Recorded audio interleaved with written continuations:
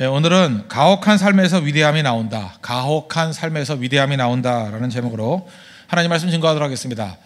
이 열왕기상 17장은 엘리야가 등장하는 장면인데 독특하게 등장을 합니다. 먼저 17장 1절에서 선언부터 합니다. 길르앗에 우거하는 자 중에 디셉 사람 엘리야가 아합에게 말하되 내가 섬기는 이스라엘 하나님 여호와께서 살아계심을 두고 맹세하노니 내 말이 없으면 수년 동안 비도 이슬도 있지 아니하리라 하니라. 빵빵 터뜨리는 어떤 선전포고 같습니다. 대단하죠. 하나님의 위엄과 하나님의 권세를 가지고 내가 하나님의 살아계심을 두고 맹세한대요. 내 말이 없으면 수년 동안 비도 이슬도 내리지 않는다. 정승부 벌이는 거 아닙니까? 그러고 난 다음에 2절부터 뭐가 나와야 되는데 조용합니다. 썰렁해집니다. 하나님께서 일하시는 방법이 이런 방식이 참 많습니다. 다윗도 마찬가지죠. 왕으로 기름 붓고 난 다음에 아무 일도 없습니다. 다시 양치해야 되고요. 그 다음에 이렇게 도망 다니는 일들, 평범하다라는 거예요. 우리가 예수님 믿고 난 다음에 하나님의 사명과 은혜를 받고 난 다음에 뭐가 굉장한 일이 벌어질 것 같은데 사실 약속 붙들고 그 다음에는 기다리는 시간, 숨겨둔 시간, 숙성의 시간 그런 것들을 더 많이 두신다는 것입니다. 18장에 우리 갈멜살에서 바알과 아세라의 선지자 850대 1의 대승리를 거두는 장면이 클라이맥스죠. 근데 그 이전에 17장은 기다리는 시간이 있더라는 것입니다. 우리도 마찬가지라는 거예요. 무슨 기다리는 시간을 가졌습니까? 첫 번째는 그리시네가에서 까마귀가 먹이는 사건. 그래서 기다림을 배우고요. 또 하나는 사르밧의 과부. 사실 찌들어지게 가난한 집에 가가지고 얻어먹으라 그러잖아요. 그걸 통해서 하나님이 채우신다는 것을 또 경험하는 사건. 또 한 가지는 뭐냐? 그 집 아들이 죽습니다.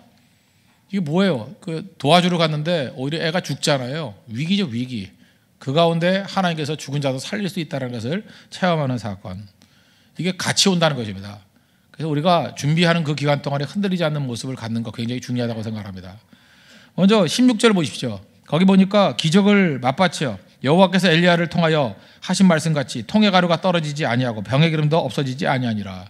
기적의 방법을 통해서 먹이셨습니다. 기적이죠. 근데 곧장 17절 보니까 이 일 후에 무슨 얘기예요? 기적적으로 먹이신 다음에 그 집 주인 되는 여인의 아들이 병들어 증세가 심히 위중하게 하다가 숨이 끊어지니라. 죽었습니다. 항상 이렇게 잘 되는 것만 있는 게 아니라는 거예요. 위기가 있다는 것입니다. 신앙생활하다가 위기가 없습니까? 있습니다. 위기를 신앙으로 극복하는 게 신앙의 단련에 있어서 굉장히 중요하다는 거예요. 위기 없는 신앙이 무슨 신앙입니까? 위기는 반드시 옵니다. 위기가 올 때 우리가 어떻게 대응할 것인가 오늘 중요한 거예요. 이것까지 훈련 받아야 큰 싸움으로 나갈 수 있는 하나님 백성이 될 수 있다는 것입니다. 오늘 이 통과을에 잘 통과해서 승리하는 백성 되길 바랍니다. 혹시 지금 위기가 있습니까? 어떻게 해야 될 것인가? 세 가지를 정리하겠는데 첫째는 입에 재갈 물리라는 것입니다. 입 다물라, 입 다물라. 위기 중에 입에 재갈 물리라. 위기 중에 입 다물고 있으라. 이게 첫 번째입니다. 이 과부는 어찌 보면 굉장히 신앙적으로 성숙함이 없었던 것 같습니다. 위기 당하니까 말 함부로 막 해버리잖아요. 18절 보십시오. 여인이 엘리야에게 이르되 하나님의 사람이여 당신이 나와 더불어 무슨 상관이 있기로 내 죄를 생각나게 하고 또 내 아들을 죽게 하려고 내게 오셨나이까. 흉년으로 인해서 죽게 됐던 거 가루가 사라지지 않고 병의 기름이 떨어지지 않는 이런 기적을 맛본 건 다 잊어버리고 아들 죽었다 그러니까 그것만 바라보고 막 쏟아붓는 거예요. 원망하고 저주하고 무례하기 짝이 없죠. 항상 안 되는 인생들 보면요 위기 중에 말이 많습니다. 하나님께서 축복과 은혜 주셨을 때 감사가 차고 넘치고 찬송이 차고 넘치고 그러면 좋은데 그때는 또 과묵해요. 왜 그러냐? 너무 잘 되는 거 보이면 또 안 되는데 누가 뜯으러 온대. 그래서 가만히 있어가지고 웃기만 하고, 그죠? 요즘에 사업 잘 되세요 그러면 웃기만 하고, 그죠? 요즘에 잘 풀리세요 그러면 뭐 그냥 은혜지요 그러고 웃기만 하고. 그러다가 위기가 하나 오기 시작하면 묻지도 않은 일까지 다 떠들죠. 그죠? 아주 극한 독한 말들이 많이 나오고. 그러므로 위기 중에 해야 될 일이 뭐냐? 입에 재갈 물리는 거, 이게 필요하다는 것입니다.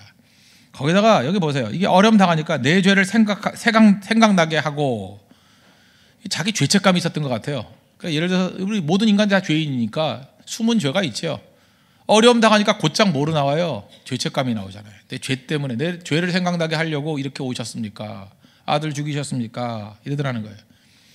여러분 모든 인간은 다 죄인입니다. 그래서 죄책감 없는 죄인은 없습니다. 그래서 죄책감이란 건 뭐냐? 여러 가지 의미가 있는데 죄책감이 나타난다는 얘기는 뭐냐 하면 내 인간의 본연의 모습이 드러났다는 거예요. 그러니까 본연의 모습이 드러났다는 건 무슨 얘기입니까? 진실됐다는 거예요. 죄책감은 우리 해결할 수 있습니다. 왜? 예수 그리스도의 보혈의 피가 있기 때문에.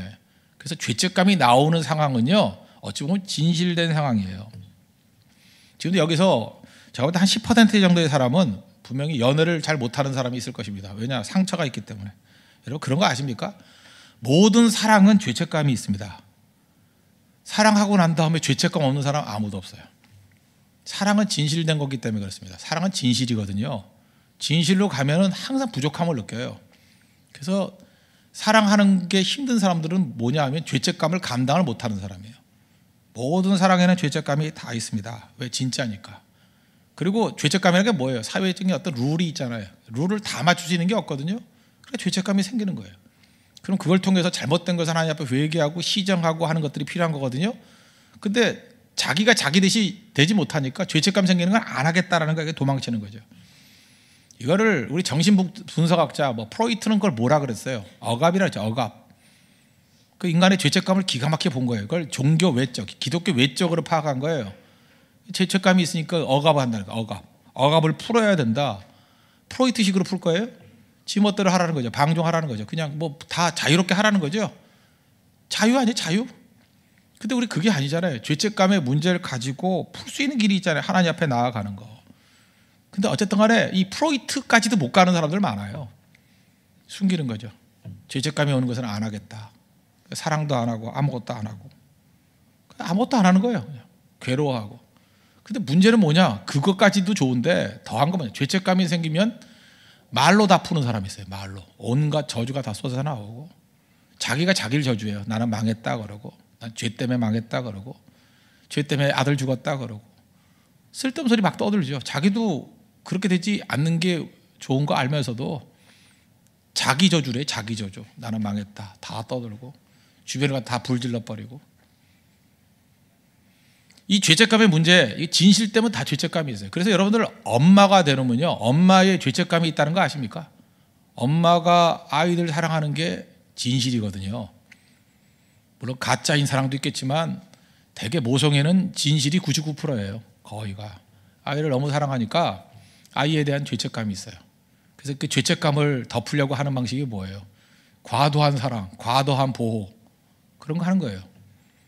그리고 애들이 공부를 못해도 나 때문에 못했다. 예를 들어서 직장 다니는 엄마들의 죄책감이 있어요.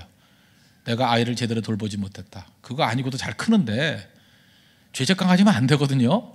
그런데 그 죄책감이 있다고. 진실된 거기 때문에. 진실된 모든 사랑에 다 죄책감이 다 있어요. 피하는 방법, 1차 방법. 프로이트식으로 억압이다 그러고 깨버리는, 무시하는 방법, 2번째 방법. 진짜 죄책감의 문제는 뭐예요? 그 연약함을 가지고 십자가 앞에 나가야죠. 죄책감은 뭐예요? 이게 진실이라는 뜻이거든요. 여러분이 죄책감이 하나도 없다라는 얘기는 가짜로 살고 있는 거예요. 가면 쓰고 살고 있는 거예요. 진짜 살지 않기 때문에. I am who I am. 나의 나됨으로 살지 않기 때문에 그래요. 뭘 하나 진실되게 해봐요. 예를 들어서 제가 목회도 마찬가지예요. 목회도 그냥 건성건성 밥이나 먹겠다고 하면 죄책감 안 생겨요. 찍어보시기 전에 한 만큼 월급 받고 가면 된다. 그런데 정말로 내가 진실된 목회를 하겠다. 하나님 앞에서 정말 인정받는 목회를 하겠다. 목사로 서는 거를 못 하겠어요. 죄책감이 얼마나 오는지 알아요? 무슨 자격이 있어요? 무슨 자격이 있냐고. 무슨 자격? 얼마나 뻔뻔해요. 아무것도 못해요. 죄책감, 그 진실되게 살면요 아버지도 못 써요. 진실되게 살면 한 인간으로 살아갈 수도 없다고. 그게 진실이에요.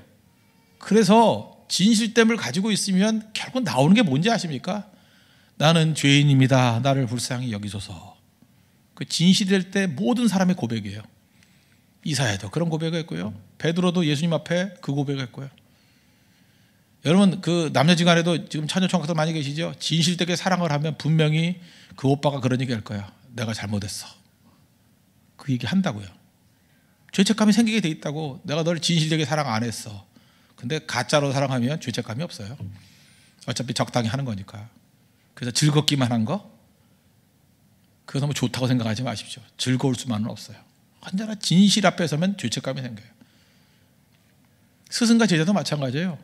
진짜 스승으로서 역할을 잘 감당하려고 그러면 제자에게 죄책감이 있어요. 정말 진실된 제자가 되죠. 그 스승 앞에 죄책감이 있어요. 스승님, 내가 제대로 배우지 못했습니다. 제대로 충성 못했습니다. 죄책감이 생기는 건 자연스러운 겁니다. 죄인이 죄책감 갖는 게 뭐 당연한 거죠. 처리 방법이에요. 처리 방법. 이 과부 굉장히 어리석은 처리 방법을 가졌습니다. 원망하는 거예요. 떠드는 거. 그 입 다물라. 제발 그 입 좀. 하여튼 떠들어서 되는 문제는 하나도 없어요. 이때 하나님의 은혜를 구하고 나를 불쌍히 여겨주십시오. 그렇게 나가야 되는데 떠들고 다니잖아요. 우리 그 품이라는 단어가 있죠. 입구자 세 개. 품, 뭐 상품할 때, 그죠? 인품할 때 품, 그 물건 품자거든요. 입구자 세 개. 사람이 품격이라는 게 영어로 하면 그레이드잖아요. 그레이드. 그레이드가 올라가려 그러면 입 조심해야 되는 거예요. 입구자 세 개. 말해야 될 때 세 번만 입 닥치고 있으면요, 품격이 하나씩 올라가요. 아시겠어요? 그런데 입 다물고 있어야 될 때 세 번만 떠들면 품격이 하나씩 떨어져. 말씀씀입니다. 그래서 품자 좀 써놓으십시오. 입구자 세 개라고. 한 번 입 다물고, 두 번 입 다물고, 세 번 입 다물고, 하나님 앞에 그 입이 한 번 입으로 기도하고, 한 번 입으로 기도하고, 한 번 입으로 기도하면 품격이 두 번씩 올라가요. 두 개씩. 하나님 앞에 이러한 모습을 갖는 하나님의 종 되어야 될 것입니다. 고난 중에 이스라엘 백성들 고난 그거 사실 아픈 거잖아요. 그럼 제발 입 다물고 기도했으면 얼마나 좋았겠어요. 고난 당할 때 모세가 했던 일이 뭐예요? 하나님 전에 가서 기도했잖아요. 고난 당할 때 여호수아가 했던 일이 뭐예요? 옷 찢으면서 기도했잖아요. 그게 품격이에요. 그게 믿음의 품격이라고. 이스라엘 백성들 고난 당하니까 원망하잖아요. 안 되니까 원망하잖아요. 광야에서 다 죽었습니다. 구원의 승패, 구원의 성패 어디에 달려 있어요? 입에 달려 있어요. 입에. 위기 중에 입에 재갈 물리십시오. 세상에서 제일 보기 싫은 게 뭐냐? 고난 당하면서 떠드는 거예요. 고난 당하면서 외치는 거예요. 죄 지으면서 떠드는 거예요. 입 다물고 있는 것이 제일 중요하다. 이게 중요한 원칙입니다. 고난 중에 하나님 품격이 높아지길 원합니다. 입 다물게 해주세요. 입 다물게 해주세요. 입 다물게 해주세요. 그래 그레이드가 올라갑니다. 하나님 앞에서 그러한 은혜를 맛볼 수 있는 믿음의 종 되기를 바랍니다.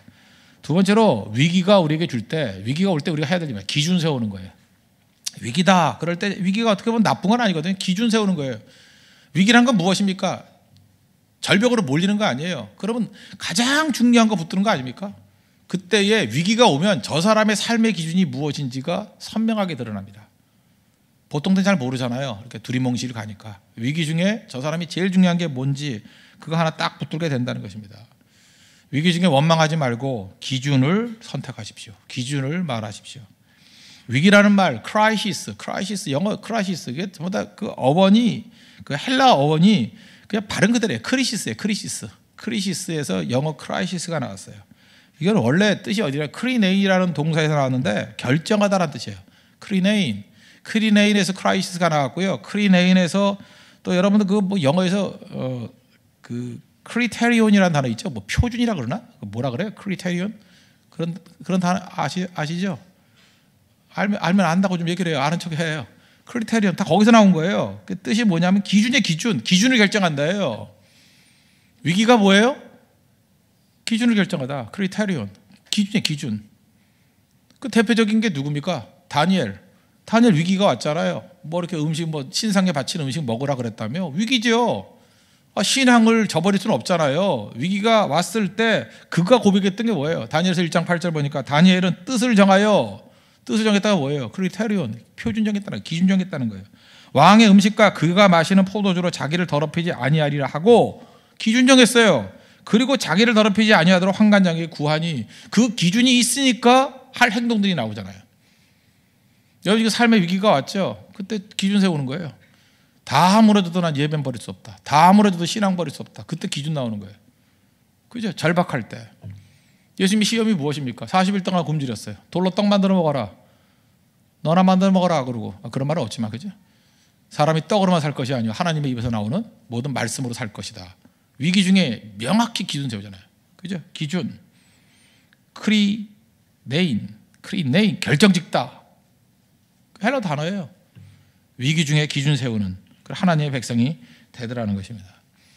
뭐 이런 거 뭐 여러 군데 나오잖아요. 뭐 예를 들어서 어떤 사람이 돈이 많고 많은 결정이 있는데 뭐 가정을 위해 가지고 그 사표 집어던졌던 미국의 어떤 장관도 있었어요.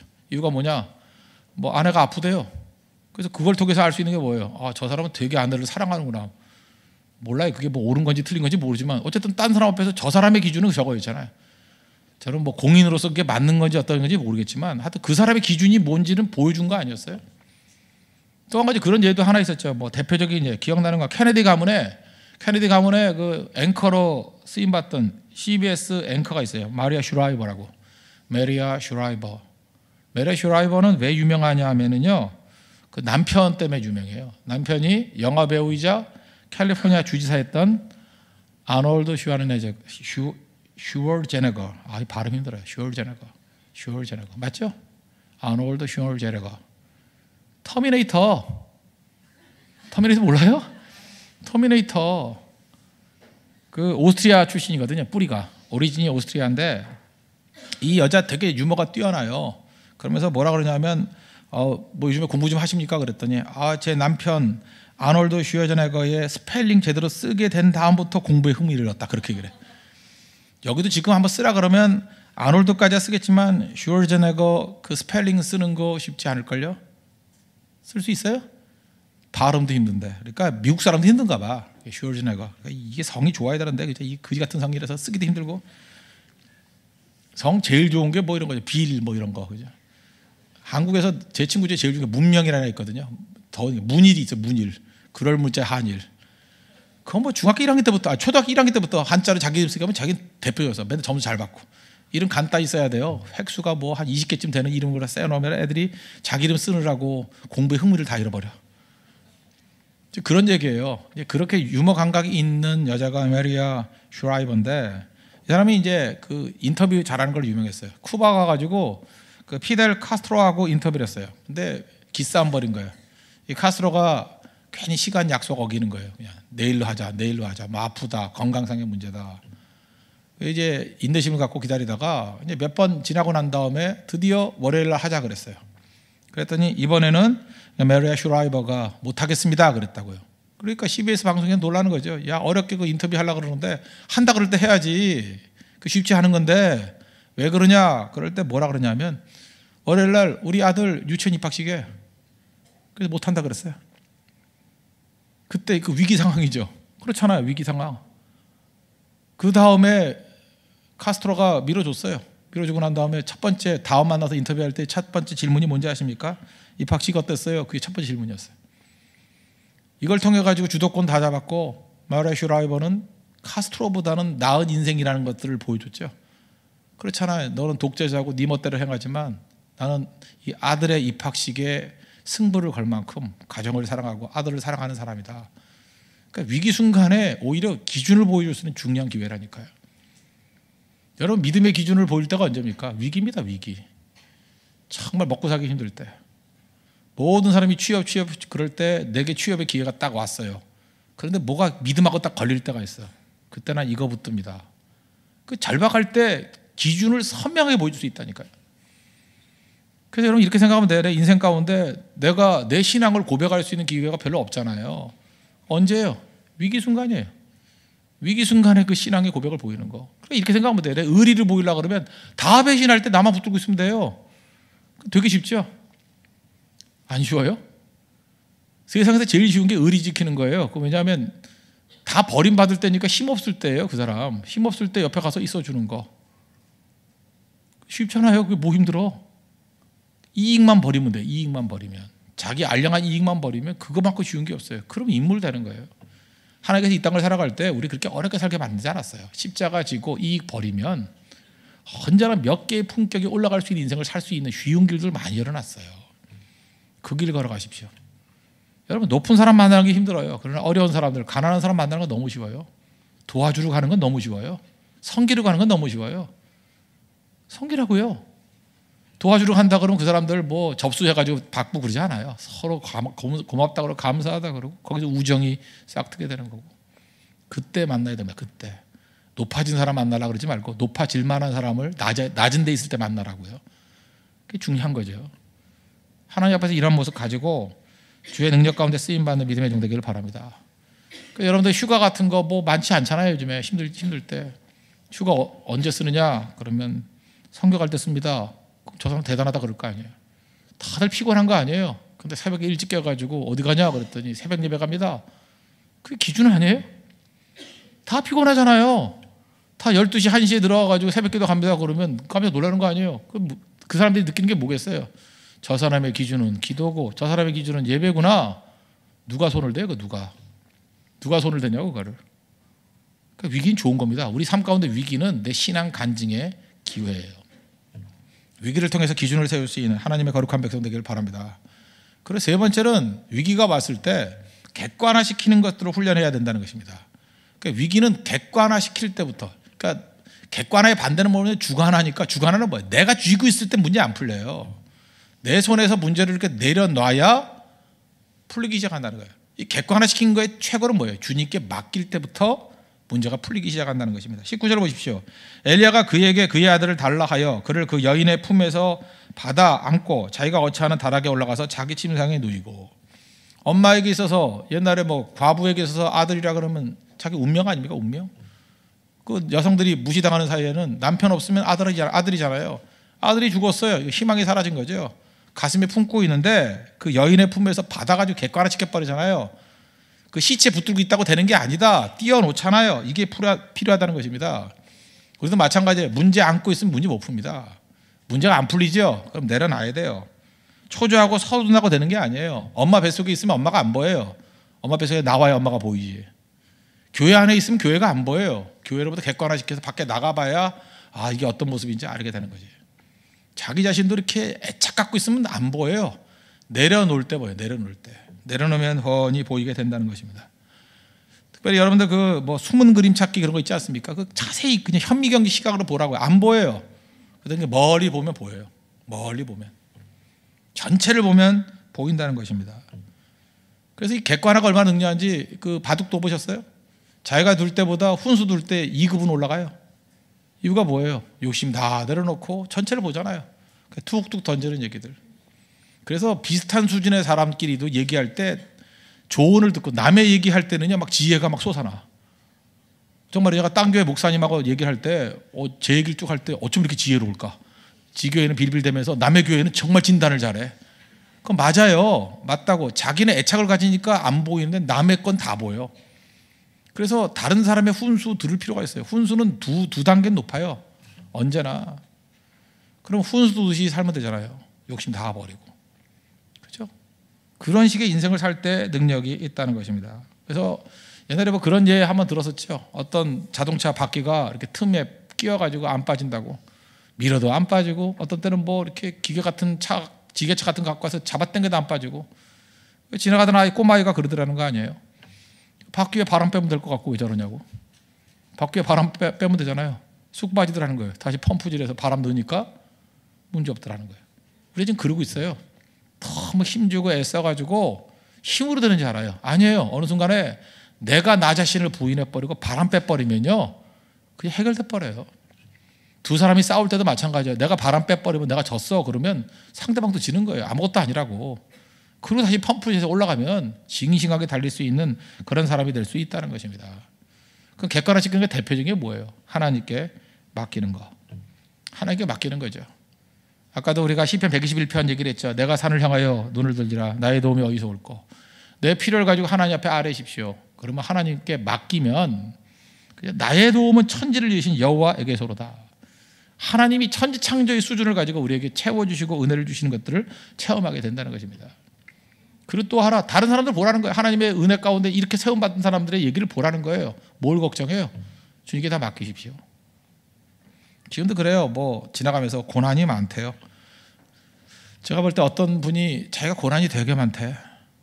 그래서 제가 그런 얘기를 했어요. 오늘도 짧게 상담을 하면서 내가 두 가지 얘기를 했어요. 지금 집사님 제가 볼 때 돈 걱정 안 하시죠? 그분 돈 걱정 안 해요. 돈이 많거든요. 남편이 많지만 지도 많은 거죠. 그러니까 돈이 많아요. 또 하나 건강에 문제가 없어요. 온 가족들. 저희 집사님이 고민하는 거 딴 사람들은요 그건 고민도 아닙니다. 제가 볼 때 기본적으로 두 가지예요. 건강하고 그 다음에 돈 걱정 안 한다 그러면 지금 99%의 문제는 다 끝난 겁니다. 진짜 그분의 문제를 내가 말하고 싶은데 말하면 다 웃을까 봐 내가 얘기를 안 하는 거예요. 그리고 누군지 알까 봐 내가 이제 프라이버시를 보호하기 위해서 그런 건데 근데 자기는 그 문제만 쳐다보고 있으니까 현미경의 시각으로 쳐다보고 있으니까 세상에서 자기가 제일 불행한 줄 알아. 정말 내가 이제 하나님이 아니에요. 그냥 하나님 저 사람 진짜 쓴맛 좀 봐야 돼. 이게 막 나올 것 같아. 하나님 저 쓴맛만 잠깐 보여주면 저 금방 깨달을 건데. 그 남 얘기예요? 우리도 마찬가지예요. 우리도. 오히려 목사는 그런 상담해 주다가 보면은 내 자신을 보잖아요. 하나님의 만 가지 축복을 받았구나. 이건 어려움도 아니에요. 이건 이길 수 있는 거고 아무것도 아니에요. 감사 찬송에 나와야죠. 그래서 여러분들 주변에 있는 것들 객관화시켜 보십시오. 아무 문제 아니에요. 그리고 문제 플러스 내가 믿는 하나님이 천지를 지신 여호와예요. 뭐가 문제예요? 천만이 나를 둘러친다 할지라도 나는 두려워하지 않습니다. 그거죠. 하나님 뺨때기 한번 때려주세요. 일을 부러뜨려 주세요. 치과 보내주세요. 그거예요. 하나님께서 우리에게 능력을 주시잖아요. 저는 종종 어려움이 있을 때마다 이 몽골 스토리 많이 읽습니다. 몽골 얘기 많이 듣고 칭기스칸 책은 제가 칭기스칸 책은 별 재미가 없어요. 재미가 없어가지고 너무 얘기가 자세하니까 그래서 칭기스칸에게 요약해 놓은 것들을 제가 몇 개 해놓은 게 있거든요. 그 반복해서 읽어요. 칭기스칸이 했던 얘기 중에 하나가 뭐냐면 칭기스칸 참 어렵게 살았어요. 그 사람이 이렇게 얘기했어요. 가난하다 그러냐? 나는 들쥐 먹고 자랐다. 나는 아무리 가난하다 그래도 징기스칸 보면서 들쥐보다 나은 거 먹거든요. 물론 가끔 쥐포는 먹지만 그래도 들쥐는 아니잖아요. 그래서 나는 배고프다는 얘기 절대 안 해요. 난 내가 비교하는 대상은 징기스칸이니까. 그죠? 작은 나라에서 태어났다고 말하지 마라. 그죠? 나는 적의 100분의 1, 어떤 때는 200분의 1로도 싸웠다. 징기스칸 군대가 그랬어요. 1대 200으로 싸운 적 많아요. 1대 100으로 싸운 적 많아요. 그 정도 숫자를 가지고도 이겼다. 그래서 상대편 수가 너무 많다 그럴 때 물론 엘리야 모델도 좋아요. 1대 850. 그러나 칭기스칸은 현실적이에요. 전투인데 1대 100으로. 그건 뭐 하나님의 기적도 없고 그냥 그 전투인데 1대 200으로 싸워서 이겼던 것도 많아요. 전략이거든요. 속도거든요. 칭기스칸도 했는데 뭐가 힘든 거야. 그 마음 가져야 된다는 거예요. 배운 게 없다. 칭기스칸은 문맹이었습니다. 배우지 못했어요. 이름도 못 썼습니다. 그런데 칭기스칸은 배우지 못한 것 가지고 남의 이야기를 많이 들어서 현명해지는 법을 배웠대요. 칭기스칸의 귀를 주십시오. 칭기스칸은 글로 배운 게 아니에요. 귀로 배운 거예요. 귀로. 근데 하나님께서 내게 눈을 주셨잖아요. 저한테는 독서의 능력을 주셨잖아요. 제가 칭기스칸보다는 100배 유리해요. 저는 원망할 수 없어요. 저한테는 칭기스칸이 없는 교보문고가 있잖아요. 교보문고 가보면은 나는 저한테 최고 축복은 교보문고예요. 이런 어마어마한 지식의 보고가 있는데 미국 가가지고 도서관이 부럽다고요? 미국에 가보면요, 그 반센노블이나 뭐 이런 데 가보세요. 뭐 가보면 진짜 교보문고의 100분의 1도 안 돼요. 크다 그러는 게. 큰 도시 가보라고. 제일 큰 서점도 교보문고가 우리나라의 자랑이야. 교보문고. 을지서적. 뭐 지금 있나 지금 뭐 영풍. 이게 절대 없어지면 안 돼요. 그래서 전 그것 때문에 절대로 인터넷으로 10% 20% 할인해서 살 수 있지만 저는 가서 정가 주고 다 사요. 헌금하는 마음으로, 문화를 지키는 마음으로. 제가 통영 선교 많이 갔는데 통영 그 우체국 바로 옆에 이문당이라고 있어요. 이문당. 그 서점이 드디어 문을 닫았대. 안타까워요. 제가 신촌에 가서 홍익문고 가서 열심히 책을 돈 주고 사봅니다. 왜? 망하지 않으려고. 정말 쏟아 부어요. 갔다가 돈을 쏟아 부으면서 거기 사요. 제발 문 닫지 마세요. 문 닫지 마세요. 우리 집 공덕동에 성보 서점이라고 하나 있어요. 성보 서점. 개집같이 조그만데. 내가 가서 맨날 잡지 사주고 내가 주인한테 항상 악수하면서 부탁하는 게 뭐냐면 절대 문 닫지 마세요. 힘내세요. 하나님 축복이 임하길 원합니다. 조금만 참으세요. 나는 우리 교회가 손해를 보더라도 나는 홍대 이 센터 중심지에 난 서점 하나 만드는 게 꿈이에요. 손해 좀 보면 어때요? 헌금으로 배웁시다. 그죠? 헌금으로 배웁시다. 그리고 여러분들이 정가보다 20% 더 내고 사주셔야 돼. 그래서 서점이 유지가 되도록.